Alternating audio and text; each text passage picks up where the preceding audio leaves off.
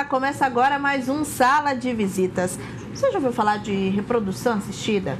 Pois é, esse tratamento ajuda inúmeras mulheres que sonham em ser mães. Segundo dados da OMS, a Organização Mundial de Saúde, cerca de 15% da população tem problemas de fertilidade.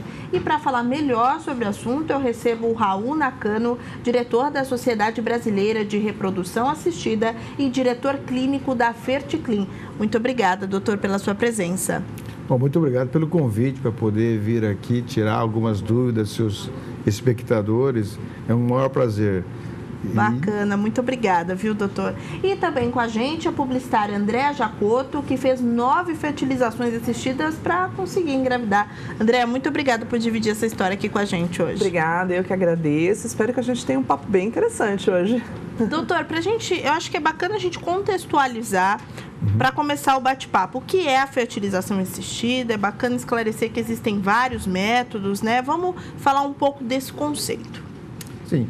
A palavra fertilização assistida é o seguinte, é uma técnica em que, de alguma maneira, a gente assiste, quer dizer, ajuda a fazer com que o óvulo, que é a semente materno, o óvulo, que é a semente paterno, de alguma maneira se ajuda a encontrarem, ou só ajudando o óvulo, ou ajudando o sêmen. E em cima dessa técnica, apareceram vários outros tipos de tratamento. Simplificando, a gente tem 2 tratamentos básicos.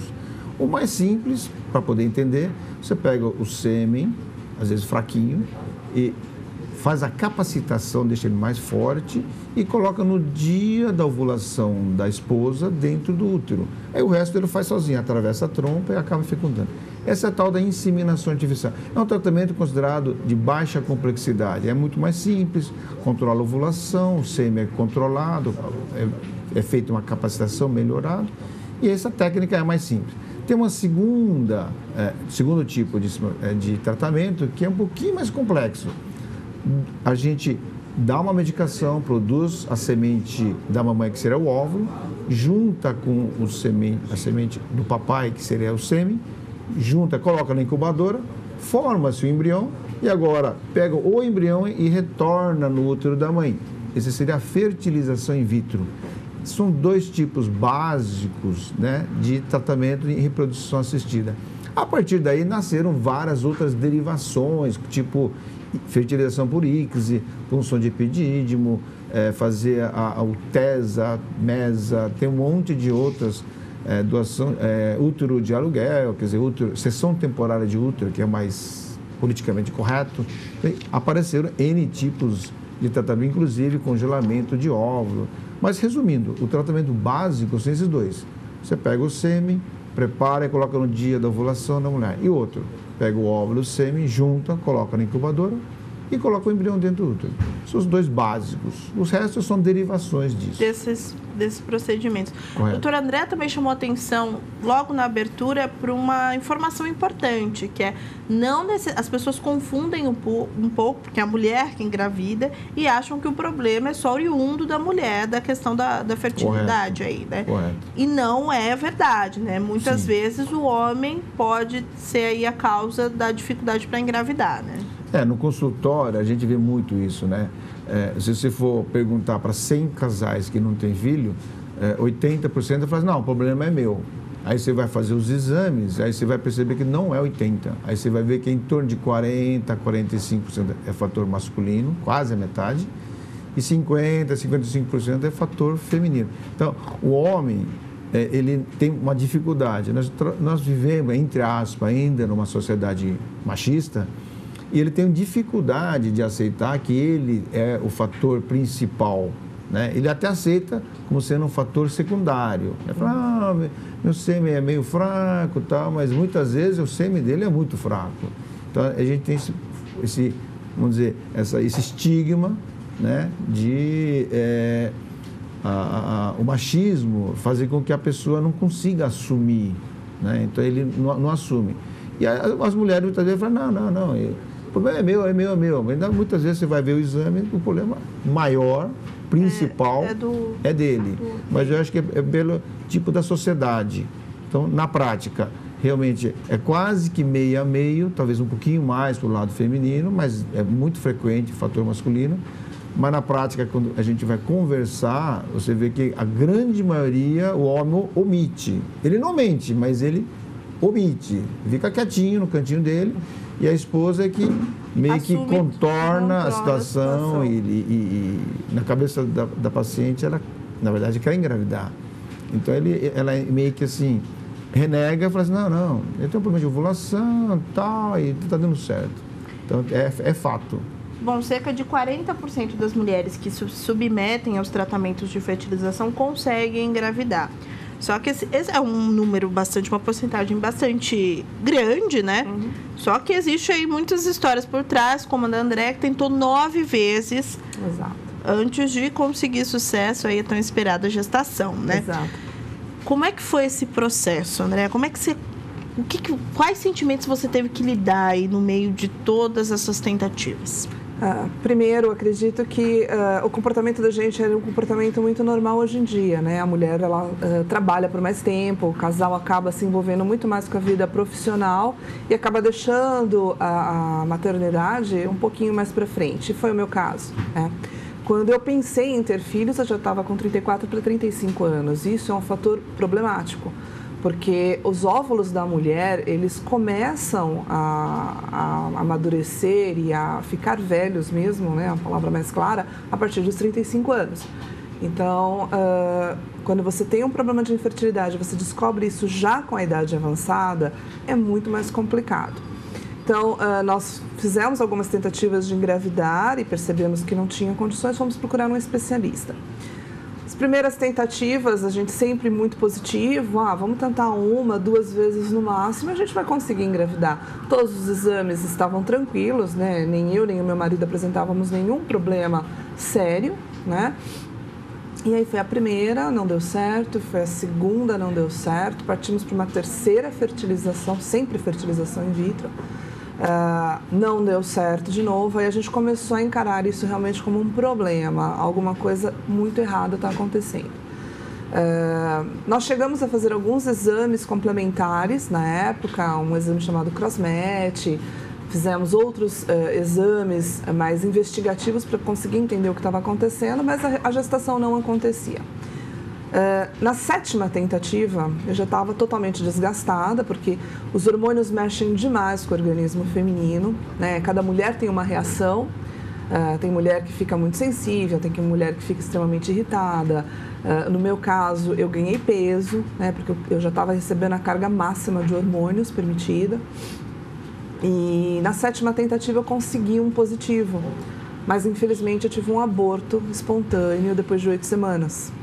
Isso acabou comigo. Foi onde eu cheguei para o meu marido e falei, cansei, acho que eu não quero mais. Parti para uma terapia, né? Dei um descanso, mesmo porque financeiramente a gente precisava recuperar recursos, né? E fui fazer uma terapia, a terapia me ajudou muito, né? Partimos para uma próxima tentativa e mais um negativo. Aí a gente resolveu parar um pouco, mudamos de clínica, fomos buscar novas opiniões, tentar entender melhor o que estava acontecendo. E nessa nova clínica a gente teve um conjunto médico que foi muito investigativo e havia surgido um novo exame na época, que tinha acho que uns 2 ou 3 anos, era bem novo, porque na parte de fertilização in vitro, todos os exames são muito recentes, né? É muito recente a técnica. Que era a fragmentação de DNA do esperma. E foi onde a gente encontrou o problema, né? O meu marido, ele tinha uma alta fragmentação de DNA do esperma. Ele fez o tratamento e depois de 6 meses nós fizemos uma tentativa e eu consegui engravidar da minha primeira filha.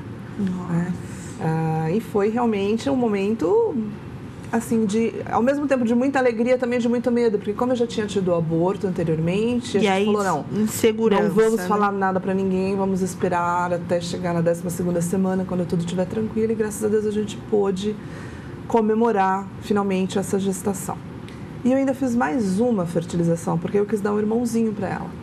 E quando a gente fez a 10ª fertilização in vitro, eu engravidei de trigêmeos. Ou seja, descobriram o mesmo problema, né? Deu certo. Exatamente, depois de tanto tempo. Doutora, eu acho que muitos casais têm uma dúvida. Quando é a hora de repente, ter aquele start de tenho talvez algum problema de fertilidade, porque existe, engravidar não é tão fácil quanto, né, mesmo que você não tenha nenhum problema. Quando é que é o momento de procurar um especialista? Vou dividir a sua pergunta em duas. Tá. Por que duas? Porque hoje, as mulheres hoje estão tendo uma longevidade grande, estão tendo investimento na carreira profissional, tudo, estão atrasando muito. Então, biologicamente falando, o melhor momento para ter o primeiro filho, você não acredita, é até os 30 anos. Biologicamente, que tem menos problema de pressão alta na gravidez, diabetes, prematuridade. Mas não tem a ver com a fertilidade, tem a ver com a obstetrícia, o tipo de pré-natal. Até os 35 anos de idade, essa proporção mantém. A taxa de gravidez é em torno de 20% na natureza, né? Bom, a partir de 35 anos, essa taxa vai caindo, né? Então, esse é um ponto. Então, mulheres jovens não tem problema até os 30 anos. Após os 35 anos, cuidado. Até os 35, ainda a fertilidade mantém e a obstetrícia, quer dizer, os problemas na gravidez pode começar a aparecer. Até aí tudo bem. Passou 35 anos de idade, aí sim, a taxa de gravidez começa a cair rapidamente até os 40. E depois dos 40, no caso dela, por exemplo, da Andréa, na verdade, ela passou por uma fase em que, sim, a quantidade de embriões normais começa a ser muito baixo, por isso que ela acabou tendo que fazer bastante vezes, né? Bom, de qualquer forma, esse é um ponto, né? Então, a gente tem um panorama de idade, até os 35, depois 35 diminui. Aí a sua pergunta, e aí, com quanto tempo eu preciso esperar, tá? Então, o que acontece? No guideline dos Estados Unidos, o médico que faz o preventivo da paciente com 30 anos de idade e faz o Papa Nicolau, fala assim, você tem parceiro fixo? Tenho. Então, ele é obrigado a falar assim, olha, daqui para frente a sua chance biológica de levar uma gravidez começa a ficar difícil, e a chance da fertilidade a partir de 35 começa a cair. Então, você está orientado para não deixar para depois disso, porque pode ser que você vai ter dificuldade. Então, quanto tempo? Até 1 ano. Então, até os 35 anos de idade é esperado 1 ano. Você espera 1 ano, tenta, natural, tendo relações sexuais 1 vez, 2, até 3 vezes por semana, na época fértil. Se não engravidou, esse casal tem problema de fertilidade, tem que procurar um médico. Tem que procurar o seu ginecologista, trocar uma ideia e tentar ver por que não está conseguindo a gravidez. Passou 35 anos de idade, a fertilidade começa a cair muito rápido. Então, o que eles falam? Passou 35 anos de idade, não é mais 1 ano. Espera-se 6 meses. Passou 6 meses, não engravidou, procura o médico, porque essa paciente é muito provável que tenha algum problema que está dificultando. Então, tem que procurar um médico para poder conseguir ver a causa e propor um tratamento para engravidar. Eu falo brincando que, assim, se for um jogo de futebol, a gente até os 30 anos de idade, que é como se fosse o primeiro tempo, tem que fazer o gol. Ótimo. Se não fizer o gol, você tem o segundo tempo. Então, até os 35 anos, você tem que fazer o gol. Se fez o gol, quer dizer, teve o nenenzinho, tudo bem. Se passar dos 35 anos de idade, pronto, o jogo acabou. E aí, a partir dos 35 até os 40 anos de idade, eu falo assim, que é como se o jogo tivesse em 2 de 15 minutos. É prorrogação, você tem que fazer o gol de qualquer jeito. Passou 30, 40 anos de idade, eu falo que já vai para os pênaltis. A Andréa foi para os pênaltis e ganhou nos pênaltis, né? E ganhou 3 nos pênaltis. 3-0. Ganhou de lavada. Mas, assim, biologicamente, a partir dos 40 começa a ficar difícil, né? Então, e essa informação, talvez hoje, que acho que a principal mensagem que a gente acho que poderia passar hoje para os espectadores é assim, até os 30 anos de idade, eu acho que assim, tudo bem, tranquilo, nossos avós, nossos pais tinham filho nessa época, nossa geração está querendo ter filho depois dos 30 até os 35, cuidado, ainda dá para ter os seus filhos, procura não deixar depois dos 35 que vai ficar difícil, né? Vai começar a ter que procurar um médico, vai começar a gastar 3 coisas, vai ter desgaste físico, emocional e financeiro a partir dos 35, então não deixa para depois, né?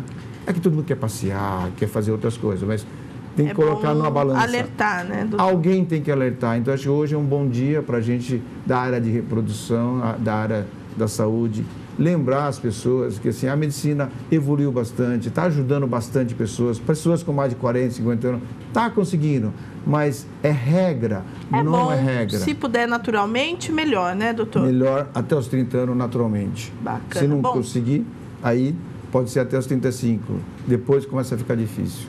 Né? Bom, a gente vai fazer um intervalo rápido, mas na volta o papo continua, fica por aí, o Sala de Visitas volta já já.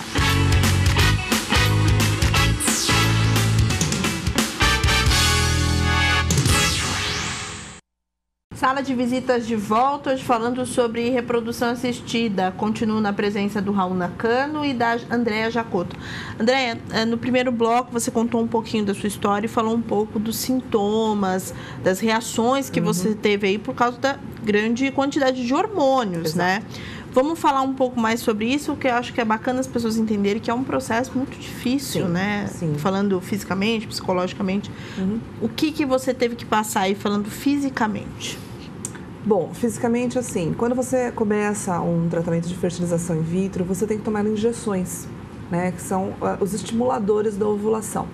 São umas injeções que a gente mesmo aplica e conforme você vai fazendo os tratamentos, a quantidade de hormônio aplicada vai aumentando. Então, aquilo que eu comentei, algumas mulheres reclamam muito enjoo, muitas náuseas, outras mulheres ficam extremamente sensíveis. O meu caso, eu tive o ganho de peso. E é um tratamento assim, que você tem que tomar aquelas injeções naquela hora, você não pode deixar de tomar. Então, se você tem um evento, uma festa, como aconteceu comigo, leva na bolsa e tem que estar dentro do isopor, que tem que ser um material mantido numa determinada temperatura. Vai, se esconde no banheiro, dá a injeção. Então, assim, envolve muita coisa, porque você tem a tua pressão interna, eu quero engravidar. Você tem a família que começa a perguntar, e aí, vocês não vão ter filho? Os amigos, vocês não vão ter filho? Né? Aí é uma escolha do casal, você vai contar, você não vai contar, que está passando por um tratamento.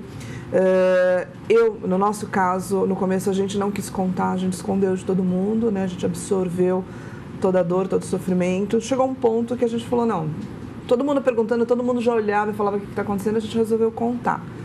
Não foi uma boa experiência, porque a pressão aumentou, o sofrimento aumentou, porque a gente via a dor dos familiares, de não saber como ajudar, né? E aí nós resolvemos que nas próximas tentativas não contaríamos novamente, para evitar um pouco isso. E para a mulher é uma pressão muito grande, né? Porque mesmo que o problema não esteja com a mulher, é no nosso ombro que cai o grande peso da gravidez, é você que quer ver a barriga crescer, né? Então muita gente vem e fala, adota, por que você fica, se você relaxar você vai engravidar. Nossa, isso é a pior coisa para uma pessoa que está passando por tratamento ouvir, né? Porque você é uma atitude que a gente faz na clínica também, para evitar o máximo de informação para o mínimo de pessoas possível. Exatamente, porque assim, as perguntas começam a chegar, mas qual o seu problema? Quem que é o culpado por você não engravidar? Então, assim, são algumas coisas que acabam fazendo com que a gente sofra muito. Dificultando ainda mais. Dificulta bastante, bastante. Aí é lógico que a parte psicológica começa a interferir bastante. Né? André, outra coisa que você citou também foi a questão financeira, né? Exato. Eu acho que todo mundo tem um mínimo de conhecimento que um tratamento não é barato, né? Eu queria que você pudesse citar um pouco como é que foi essa preparação, se houve, quanto mais ou menos vocês investiram em... Olha, em valores agora eu não sei te estimar quanto foi, mas eu posso te dizer o seguinte, nós tínhamos recursos para compra de um apartamento, esses recursos foram sendo usados, né? A gente trabalhava, eu trabalhava, meu marido trabalhava, praticamente o que a gente ganhava, a gente ia juntando para poder pagar os tratamentos.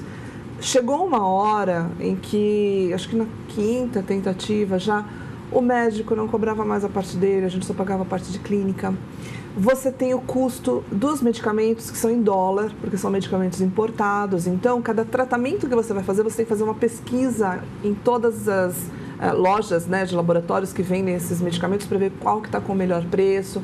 Então, eu já passei a conseguir algumas negociações melhores, porque eles já me conheciam, né? Então, assim, não é fácil, é um custo muito alto. Hoje em dia, eu não tenho ideia de quanto tá, mas o Dr. Raul pode me ajudar, por volta de uns R$20 mil um tratamento em média. O tratamento uma em si tentativa. E a medicação. Uma tentativa, exatamente. O tratamento junto varia com de 7 a 14, 15 reais o tratamento, e a medicação vai de 5 a 10 mil reais, depende da característica da resposta ovariana de cada paciente. Exatamente. Então, somando aí, vai de 15 até talvez 28, 30. Depende do grau de resposta. Dá para ter uma noção aí de quanto... por tentativa. De quanto é necessário para que uma tentativa que não existe uma garantia de que vá dar certo. Doutor, e o SUS? Como é que atende nesse sentido? No Brasil, existem algumas entidades em que oferecem um tratamento gratuito e algumas semi-gratuitas, né? Então, por exemplo, tem alguns serviços em que você vai lá, faz tratamento e você compra a medicação num custo diferenciado para poder oferecer para os pacientes que têm um poder aquisitivo mais baixo. Outros inverte, a paciente paga metade do tratamento e tem alguns serviços que a paciente entra numa fila e todo o tratamento é financiado pelo Estado. Então, cada local tem uma modalidade. No Rio Grande do Sul, lá em Porto Alegre, tem um serviço. Aqui em São Paulo, acho que tem uns 3, 4 serviços, que cada lugar tem as suas características. Em Ribeirão Preto também tem mais um serviço. Então, essas são as principais que eu lembro que eles oferecem.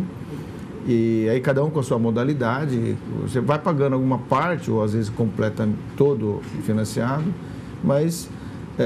o problema é que às vezes não dá para atender todo mundo, então eles cortam. Uma das maneiras que eles cortam é assim, paciente acima de 37 anos, outros lugares até 35 anos de idade, eles não aceitam mais, né? Doutor, uma outra pergunta André deu um relato aí bem breve do que é a situação de você passar por esse tratamento. Envolve preparo financeiro, psicológico, físico e tantos outros.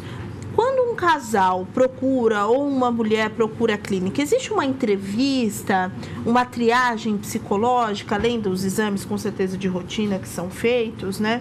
Como é que é esse aspecto?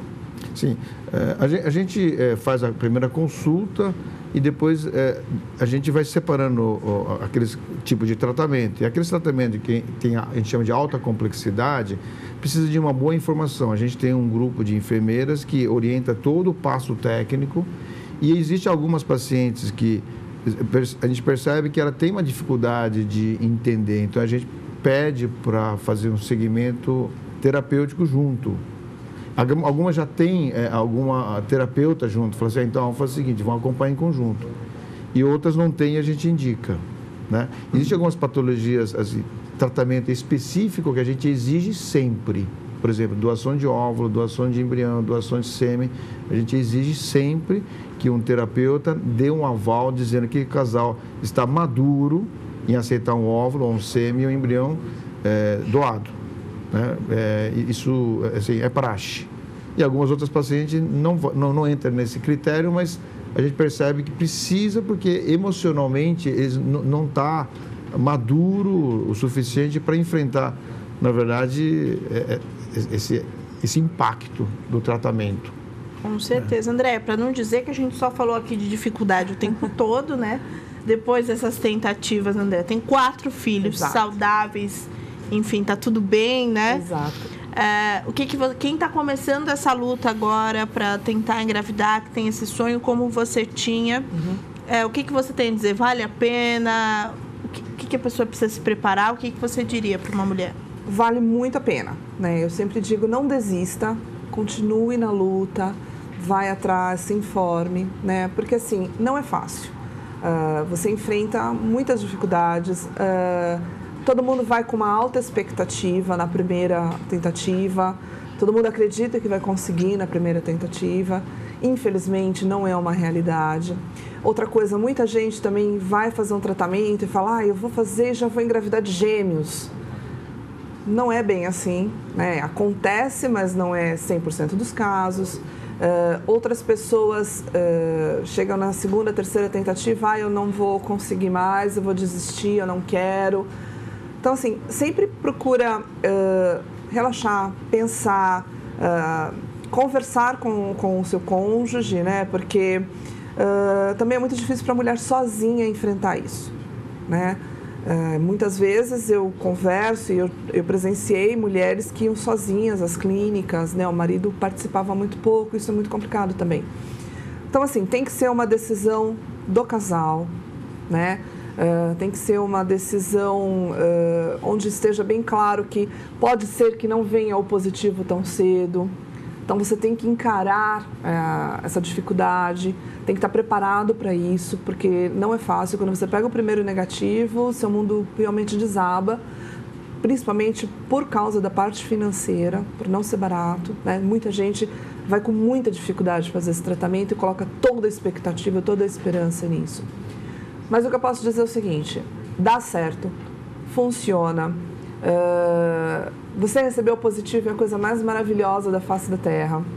Não é o fim, porque eu já recebi um positivo que infelizmente não foi para frente. Então, assim, é uma parte do processo, né? Na verdade, você vai se sentir realizada na hora que você pegar o teu filho no colo. Aí... Não tenha dúvida, tá? Mas, assim, não desista. Luta com todas as forças, procura se informar. Hoje em dia a gente tem aí a internet ajudando muito nessa parte, né? Para você poder acompanhar. Tipo, eu tenho um blog onde eu converso bastante. Eu escrevi um livro contando toda a nossa experiência, né? Justamente porque eu acredito que você contando, as pessoas se sintam inspiradas, né? E motivadas a não parar, a não desistir. E espelhadas também, exatamente, né? Com certeza. Exatamente. Bom, o papo rende muito. Infelizmente a gente está ficando sem tempo. Eu queria agradecer muito a contribuição de vocês. Com certeza muita gente se sentiu aí impactada com essa nossa conversa. Doutor, muito obrigada. Quem quiser saber um pouco mais sobre o assunto, colher um pouco mais de informações, como é que pode entrar em contato com o senhor? Muito obrigado pelo convite, para poder explanar e trazer, assim, tirar as dúvidas dos seus espectadores, né? E aí, se quiser entrar em contato conosco, eu tenho o meu site, né? O site, talvez, escrevendo aí na tela, é www.ferticlin, Fert de fertilidade, Clean de clínica.com.br. Aí lá tem o contato, entra em contato, a gente pode entrar em contato, tirar algumas dúvidas, tudo. Você pode comentar por lá. Né? Bacana, muito obrigada, doutor, mais uma vez. André, é um prazer te receber, muito bom saber um pouco da sua história. Como a Andréia disse, ela tem livro, blog. Quem quiser conhecer um pouco mais dessa história, como é que entra em contato com você? Meu blog está no Facebook, é facebook.com/Mãe de Proveta. O livro também se chama Mãe de Proveta, você encontra no site da editora Biografia. Para entrar em contato comigo também, pode mandar e-mail, é contato@mãedeproveta.com.br. Bacana, obrigada mais uma vez. Obrigada, Clara, você que participou de mais esse bate-papo aqui no Sala de Visitas. A gente agradece a sua companhia e te espera no próximo programa, claro. TV Câmara São Paulo, a política da cidade passa por aqui.